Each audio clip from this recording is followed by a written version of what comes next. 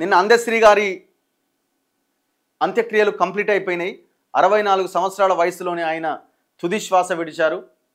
అనారోగ్యం కారణంగా heart attack వచ్చి ఆయన ప్రాణాలు కోల్పోవడం జరిగింది.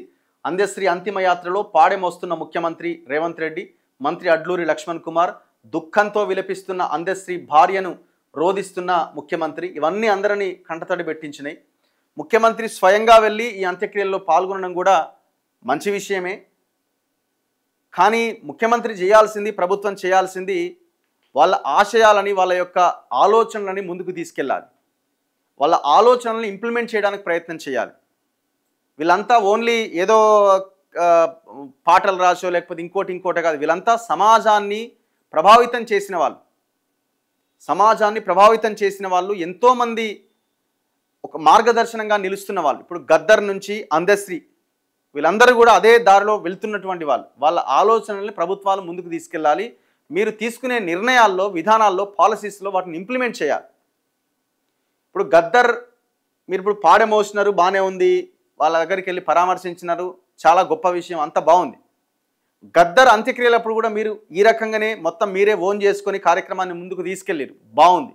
దాని తర్వాత ఏం జరిగింది? గద్దర్ ఫౌండేషన్ ఏర్పాటు చేశారు.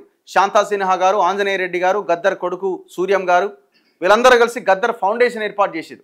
మీరే స్వయంగా ప్రకటించారు, గద్దర్ ఫౌండేషన్కి 3 కోట్ల రూపాయలు ఇస్తున్నాం అని ఒక జీవో తీసుకొచ్చారు. గద్దర్ ఫౌండేషన్కి ఎకరం భూమి నక్లెస్ రోడ్ దగ్గర ఇస్తున్నామని ఇంకొక జీవో తీసుకొచ్చారు. GO number 181 or 182 something. మరి మీరు ఆనాడు ఇట్లాగనే ఆ రోజు కూడా ఓన్ చేసుకొని గద్దర్ అంత్యక్రియల్లో పాల్గొన్నారు.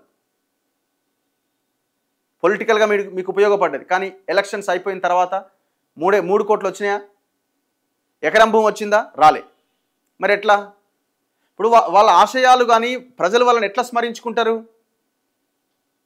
వాళ్ళకి సంబంధించిన ఆనవాళ్ళు కావచ్చు, వాళ్ళ పోరాటాన్ని కావచ్చు, ఒక రూపంలో ఏర్పాటు చేస్తే అక్కడికి వెళ్ళినప్పుడు దాన్ని భవిష్యత్ తరాలకు అందించడం జరుగుతుంది. ఆ రకంగా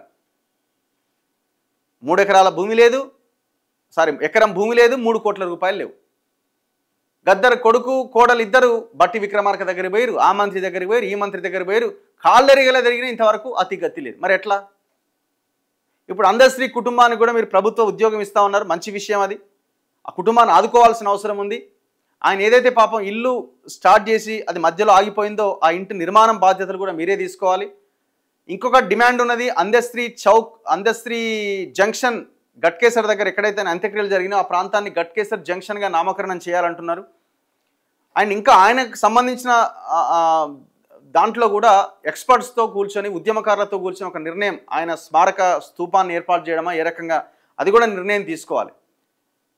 ప్రారంభం ప్రారంభం బాగానే ఉంటున్నది, కానీ ఎండింగ్కి వచ్చేసరికి, ఆచరణకు వచ్చేసరికి గాడి తప్పుతున్నది. ఇవన్నీ బాగానే ఉన్నాయి, కానీ మీరు దాన్ని ముందుకు తీసుకెళ్లే ప్రయత్నం చేస్తలేరు. అధికార లాంఛనాలతో అందశ్రీ అంత్యక్రియలు స్వయంగా పాడెమోసిన ముఖ్యమంత్రి రేవంత్ రెడ్డి, హాజరైన శ్రీధర్ బాబు, జూపల్లి, అడ్లూరి మహేష్ గౌడ్. అందశ్రీ గొప్ప మానవతావాది, ఆయనతో మాట్లాడితే అన్నతో మాట్లాడినట్లు అనిపించేది. పాఠ్య పుస్తకాల్లో జయ జయ హే తెలంగాణ గీతం, ఇది కూడా మంచి ఆలోచనే. ఆయన కుటుంబ సభ్యుల్లో ఒకరికి ప్రభుత్వ ఉద్యోగం. స్మృతివనంగా ఘట్కేసర్ జంక్షన్ స్థలం సీఎం రేవంత్ రెడ్డి ఏర్పాటు చేయండి. ఇది కూడా ఈరోజు ఇచ్చిన, మళ్ళీ తెల్లారి మళ్ళీ వాళ్ళ కుటుంబం అంతా వచ్చి ఏమాయ సార్ అని ఊకి అడిగేలాగా చేసుకోకండి. అది మీ బాధ్యత. గవర్నమెంట్లో ఉన్న వాళ్ళు, మీరు వాళ్ళకి ఇచ్చే హానర్, అది మీ బాధ్యత.